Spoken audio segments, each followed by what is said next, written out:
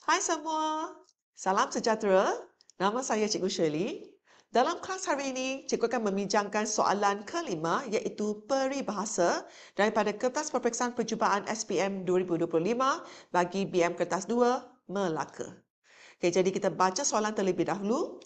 Okay, baca petikan di bawah dengan teliti dan kemudian nyatakan 3 peribahasa yang sesuai dengan perenggan tersebut. Okay, jadi kita hanya perlu nyatakan 3 peribahasa saja. Okay, tak perlu nyatakan maksud. Okay, ibu bapa perlu menerapkan amalan menabung dan berjemat-jemat dalam diri anak-anak sejak kecil lagi. Jadi, anak-anak sejak kecil lagi.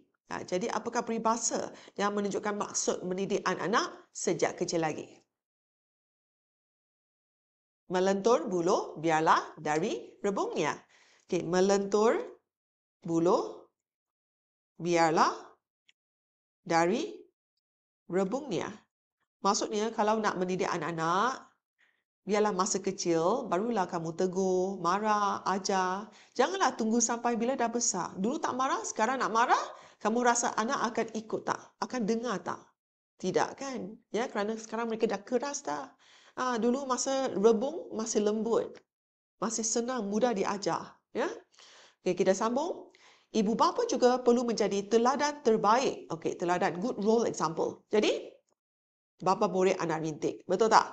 Okay? Ataupun bagaimana acuan, begitulah kuenya. Yang mana kamu suka? Ya?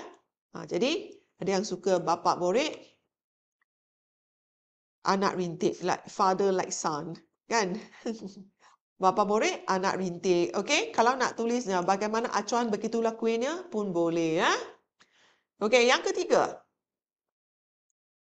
Sini, seawal usia terbabit, ibu bapa perlu mengajar anak-anak untuk menyimpan sebahagian daripada wang saku mereka. Jadi, simpan wang. Okay? Wang saku is pocket money. Ya?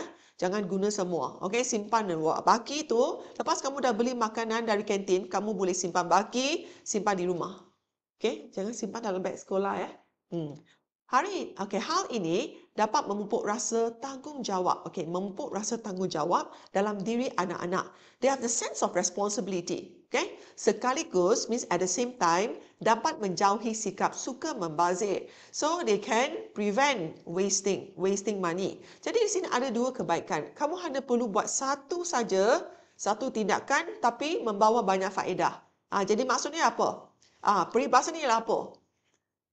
Serampang dua mata ataupun apa? Sambil menyelam minum air pun boleh. Okey? Sambil menyelam minum air. Okey? Maksudnya kamu buat satu kerja, kamu dapat lebih daripada satu kebaikan. Ya? Okey, kemudian kita sambung. Malah perkara ini akan menjadi kebiasaan. So, it becomes a norm.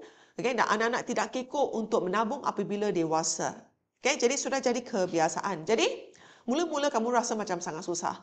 Okay? Dapat lama-kelamaan, tapi lama-kelamaan kamu akan rasa biasa saja. Kan? Jadi, alah apa? Bisa, alah, bisa, tegal, biasa. Jadi inilah jawapan alternatif. Okay, kalau kamu tak dapat mana-mana tiga tu, kamu tulislah alah, bisa, tegal, biasa. Okay, tapi masa exam, kamu hanya perlu nyatakan 3 peribahasa saja ya. Tak perlu nyatakan 4. Okay, jadi tulis 3 sahaja. Dapatlah 6 markah.